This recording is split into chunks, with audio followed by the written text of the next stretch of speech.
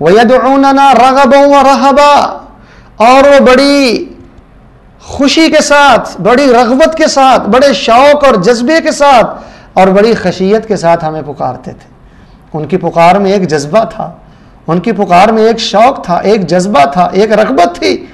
اور خشیت کا پہلو بھی غالب تھا۔ وَكَانُوا لَنَا خَاشِعِينَ، اور فرمایا وہ ہمارے سامنے خشوع کرنے والے تھے۔ خواتین و حضرات، معلوم ہوا کہ جو انسان، جو بندہ اللہ کے سامنے بندہ بن کے رہتا ہے، بندگی میں عبادت میں رغبت، خشیت اور اس میں جذبہ و شوق پیدا کر لیتا ہے، نیکی کے کاموں میں سبقت لے جاتا ہے، تو اللہ سبحانہ و تعالی اپنے بندے کے بظاہر ناممکن کاموں کو بھی اپنی رحمت سے ممکن بنا دیتے ہیں۔ تو ناظرین، معلوم ہوا کہ اللہ سبحانہ و تعالی سے اپنے ناممکن کاموں کو ممکن کروانے کے لیے ہمیں اپنی عبادت میں رغبت پیدا کرنی چاہیے، اپنی عبادت میں شوق پیدا کرنا چاہیے۔ آج کمی اس بات کی ہے،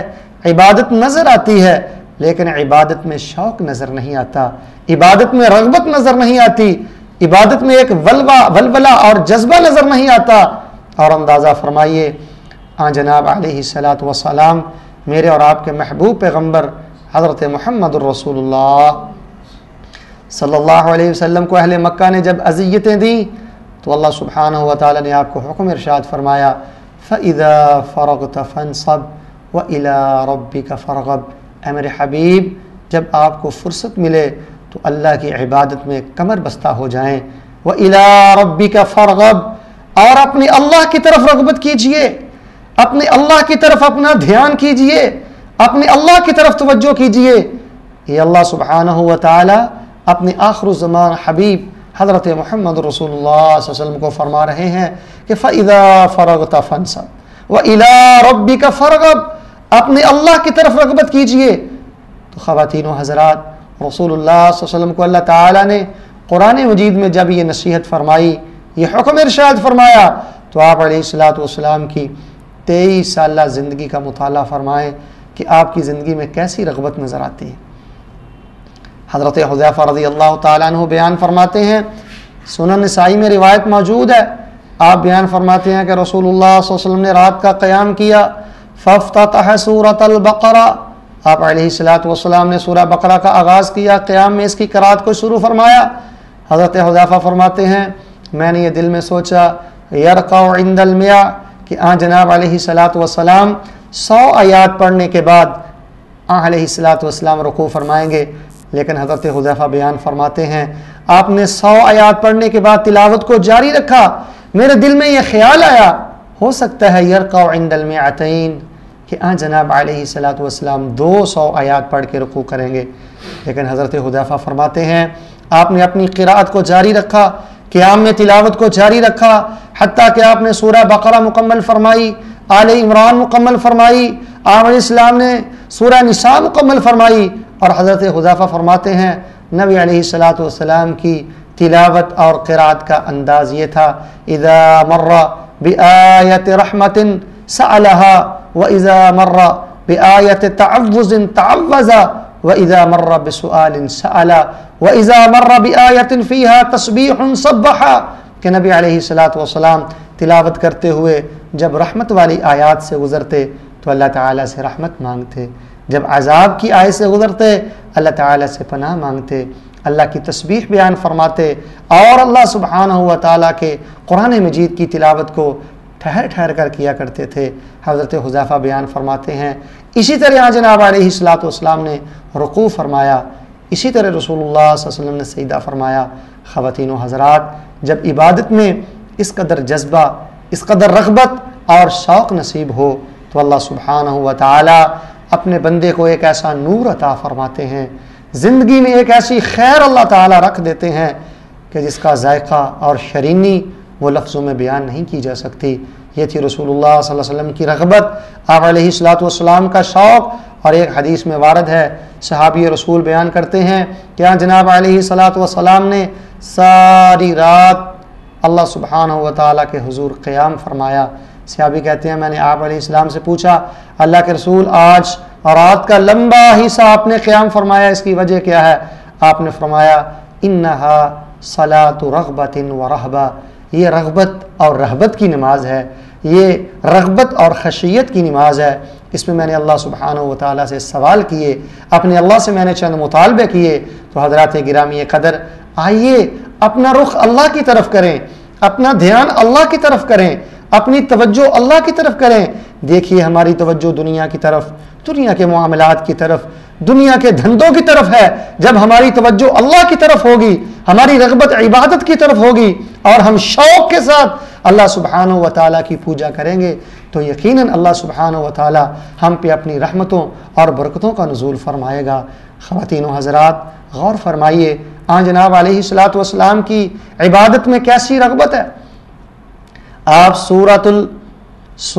البقرہ، سورۃ آل عمران، سورۃ النساء، لمبی لمبی صورتیں قیام میں پڑھتے، نماز تہجد پڑھتے، صلاۃ فجر پڑھتے، نماز اشراق پڑھتے، صلاۃ الضحیٰ پڑھتے۔ جناب علیہ الصلوۃ والسلام ظہر کی نماز کے لیے تشریف لاتے، ظہر کی نماز پڑھاتے۔ صحابہ کرام بیان فرماتے ہیں کہ ظہر کی نماز کی پہلی 2 رکعتوں میں جناب علیہ الصلوۃ والسلام لمبا قیام کیا کرتے تھے۔ اسی طرح عصر، مغرب، عشاء اور پھر رات کو سورہ بنی اسرائیل کی تلاوت فرماتے۔ ایک روایت کے مطابق آپ علیہ السلام سورہ سجدہ کی تلاوت فرماتے، سورہ ملک کی تلاوت فرماتے، اور جناب علیہ الصلوۃ والسلام سے بے شمار دعائیں منقول ہیں جو آپ صلی اللہ علیہ وسلم اپنے اللہ کے سامنے کیا کرتے تھے۔ خواتین و حضرات، آج ضرورت اس بات کی ہے کہ ہم بھی دعاؤں کی طرف رغبت کریں، سجدوں کی طرف رغبت کریں، نماز کی طرف رغبت کریں، اور مکمل شوق کے ساتھ اپنے اللہ کے سامنے اپنے سر کو جھکائیں۔ اور آپ اندازہ فرمائیں کہ رسول اللہ صلی اللہ علیہ وسلم بوڑھے ہو چکے تھے، لیکن آپ علیہ الصلوۃ والسلام کی رغبت اور آپ علیہ الصلوۃ والسلام کا شوق، وہ بڑھاپے میں بھی جوان تھا۔ صحیح بخاری میں امام بخاری رحمۃ اللہ علیہ نے روایت کو نقل فرمایا کہ آپ علیہ الصلوۃ والسلام مرض الموت کے ایام میں تھے۔ آپ علیہ الصلوۃ والسلام پر بار بار غشی کا عالم تھا، بے ہوشی کا عالم تھا۔ جب آپ علیہ الصلوۃ والسلام کو ہوش آتا تو آپ سب سے پہلے حسن کا نہیں پوچھا کرتے تھے، جناب سید حضرت حسین رضی اللہ تعالیٰ عنہ کا نہیں پوچھا کرتے تھے، اپنی لخت جگر سیدہ فاطمہ رضی اللہ تعالیٰ عنہ کا نہیں پوچھتے تھے، ازواج کا نہیں پوچھتے تھے، بلکہ آپ کو جب بھی فاقہ محسوس ہوتا آپ سب سے پہلے اپنے اصحاب سے یہی سوال کرتے، اپنی ازواج سے یہی سوال کرتے، اصلی الناس، کیا لوگوں نے نماز پڑھ لی؟ کیا لوگوں نے نماز پڑھ لی ہے؟ کیا لوگوں نے نماز پڑھ لی ہے؟ آپ کے ازواج بیان فرماتی، اے اللہ کے رسول، وَهُمْ يَنْتَظِرُونَكَ یا رسول اللہ کے رسول، آپ کے صحابہ جو صفوں میں کھڑے آپ کا انتظار فرما رہے ہیں۔ ہم ينتظرونک یا رسول اللہ کے رسول، وہ آپ کا انتظار فرما رہے ہیں۔ نبی علیہ الصلوۃ والسلام نے جب اتنی بات سنی آپ پہ پھر غشی طاری ہو گئی۔ صحیح بخاری میں ہے 3 دفعہ یہ ماجرا پیش آیا، آپ بار بار یہی سوال کرتے، اصل الناس، کیا لوگوں نے نماز پڑھ لی ہے؟ جواب یہی دیا جاتا، ہم ینتظرونک یا رسول اللہ کے رسول، آپ کے صحاب تو آپ کے منتظر ہیں۔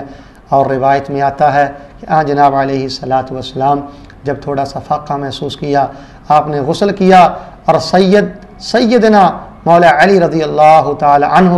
اور سیدنا حضرت عباس رضی اللہ تعالی عنہ کے